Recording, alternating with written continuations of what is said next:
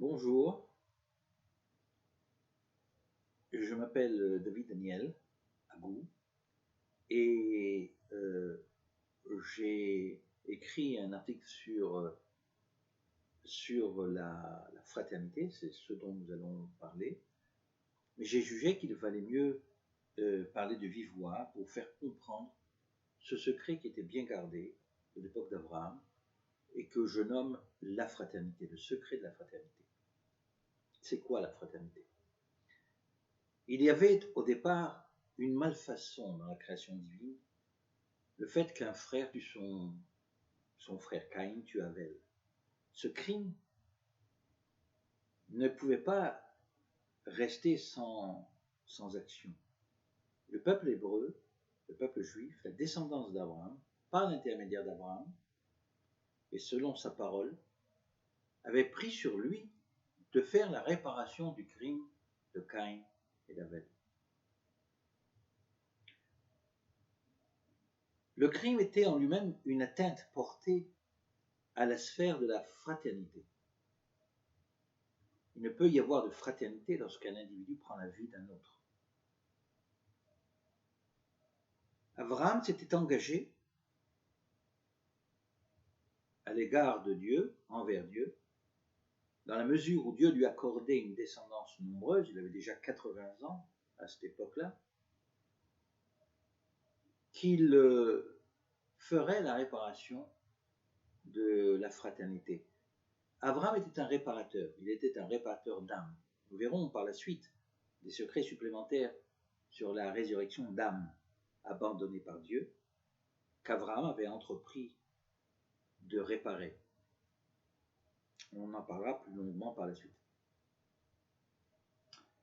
Dieu avait dit à Abraham, lors du rêve, ou l'apparition des oiseaux dépecés, à Brit Ben Abtarim, il avait dit à Abraham, je t'accorderai une descendance nombreuse, aussi nombreuse que les astres dans le ciel, ou que les grains de sable. Mais il avait prédit le secret de la fraternité. Ton peuple descendra en Égypte en esclavage pendant 400 ans. Il descendra sous le signe d'un manque de fraternité, d'une absence de fraternité. C'était le cas des frères de Joseph qui le jettent dans un puits et qui le vendent en esclavage. Et Dieu avait dit à Abraham, et ton peuple remontera d'Égypte sous le signe de la fraternité. C'était quoi le signe de la fraternité? C'était 3 frères et sœurs, Myriam, Moïse et Aaron, qui avaient conduit le peuple en dehors d'Égypte.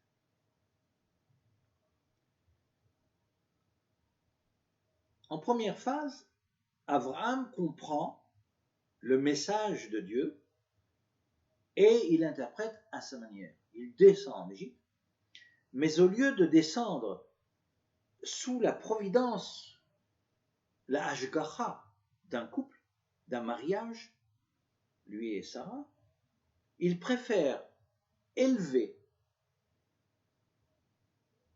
le couple, élever ses relations avec Sarah au niveau de la fraternité. C'est pour ça qu'il dit à Sarah, lorsque tu rencontreras des Égyptiens, tu diras que nous sommes frères et sœurs, et non pas mari et femme.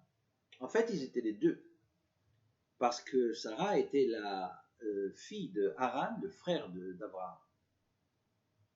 En fait, je prétends qu'elle était la sœur de Lot.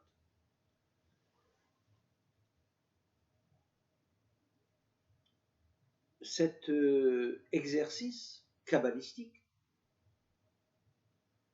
de se placer à un niveau spirituel plus élevé que celui dans lequel on se trouve, Abraham l'avait exercé et il était revenu sain et sauf et même très riche du pays d'Égypte. Mais elle-même, cette anecdote ne prouve pas ma théorie, le secret de la fraternité. Il faut rajouter à cela le cas de l'auberge.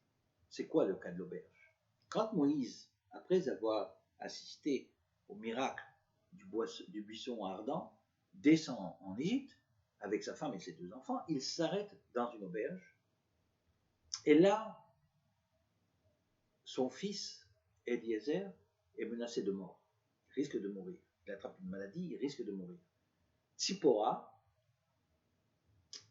lui coupe le prépuce, lui fait sa brit mila, et elle dit à Dieu, Chatan dami matali, c'est-à-dire, nous sommes liés par le sang. Elle comprend donc qu'il y a une malfaçon dans les agissements de son mari, de Moïse, parce que Moïse, en fait, était venu annoncer à Pharaon que tous les enfants égyptiens premiers-nés mourraient dans le cadre de l'une des plaies, la dernière plaie, la 10e plaie. Or, Moïse était lui-même égyptien. La preuve, c'est que quand il sauve Tzipora des mains des Amalékim, Tzipora dit à son père, c'est un Égyptien qui nous a sauvés et qui a abreuvé nos moutons. Donc il était égyptien. Or, il était porteur d'un message de mort sur tous les premiers-nés égyptiens. Il est tout à fait normal que la sentence s'applique à lui en premier. Et c'est pourquoi Eliezer est tombé malade et a failli mourir.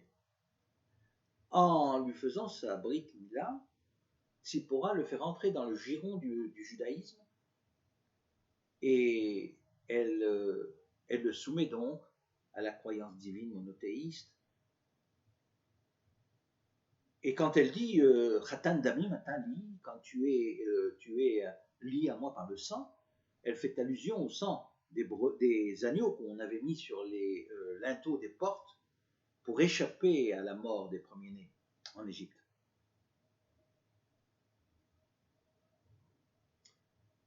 À ce propos, cette croyance, je ne dirais pas primitive parce qu'elle n'est pas primitive, cette croyance a subsisté jusqu'à nos jours. J'ai une anecdote à vous raconter qui n'a rien à voir avec la conférence. Je travaillais il y a quelques années au ministère du Commerce et de l'Industrie à Jérusalem et je vois le ministre du Commerce et de l'Industrie entrer dans le bâtiment qui se trouvait à l'époque là où il y a un hôtel aujourd'hui, je crois que c'est l'hôtel Hayat, il me semble, oui. Et le ministre entre et il enjambe un oiseau mort, son sang coulait à flot par terre, et il demande qu'est-ce qui se passe.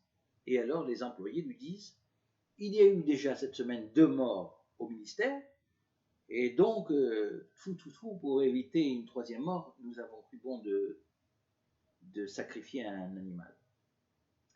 Ceci dit, c'est exactement ce qui se passe avec l'enfant de Moïse, et c'est Tzipora qui le sauve.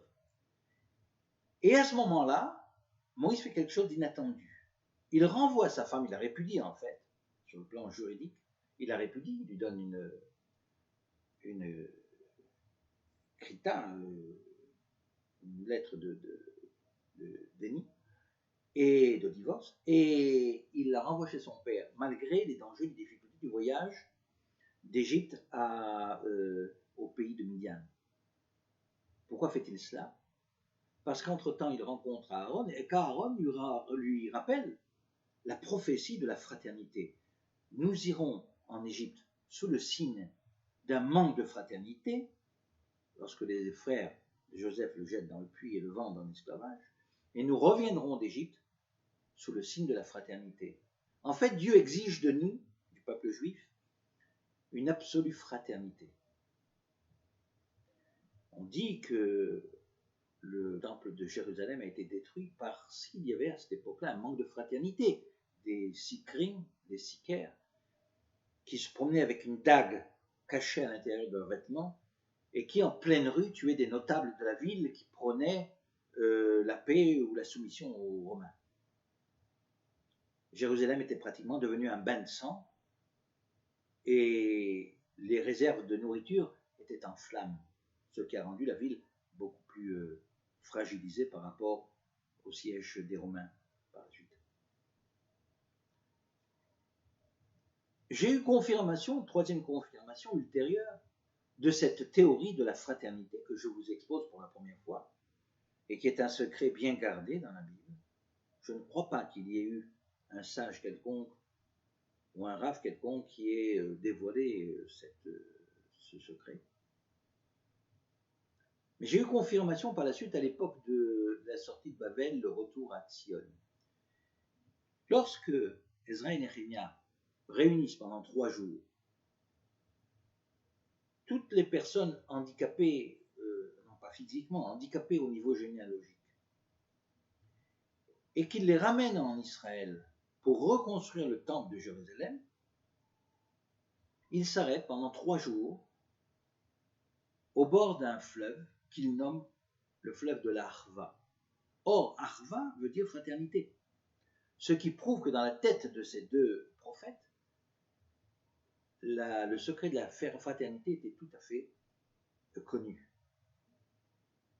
Nar Arva. Et voilà pour ce sujet. La prochaine conférence traitera d'un deuxième secret.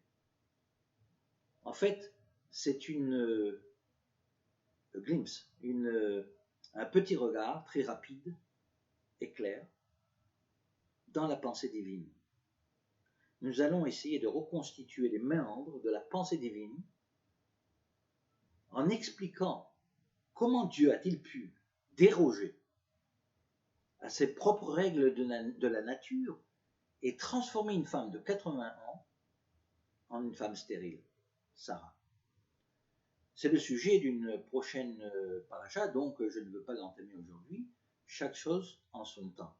Pour l'instant, je vous dis au revoir et j'espère que vous avez approuvé ou aimé cet exposé. À bientôt.